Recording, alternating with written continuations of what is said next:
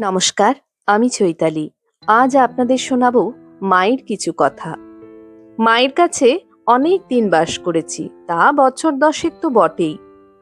মাকে আমি মাই বলতাম। কামারপুকুরে আমি মাকে বড় একটা আসতে দেখিনি, তবে ঠাকুরের জন্মতিথির সময় একবার কামারপুকুরে তেরাত্রির ছিলেন মনে আছে। আমার বাবা ঠাকুরদের লক্ষ্মীজলায় একসময় চাষ করতেন। মা কামারপুকুরে থাকতে পারেননি ঠাকুরের আত্মীয়দের দুর্ব্যবহারের জন্য, কিন্তু কোনোদিন তাঁর মুখে তাদের সম্পর্কে কোনো কটু কথা কেউ শোনেনি। দেবতা না হলে কি ওই রকম ক্ষমা শরীর হয়?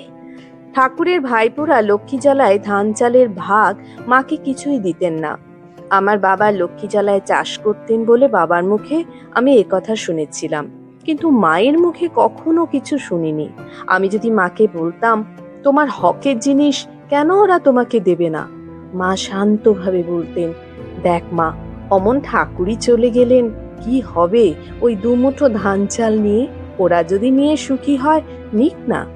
কামারপুকুরে মা যখন থাকতেন তখন কতদিন মায়ের ভাতের ওপরে একটু তরকারি জোটাতে মাকে হিমশিম খেতে হতো। ঠাকুরের ঘরের সামনে একটুখানি জায়গায় মা নিজের হাতে শাক বুনেছেন।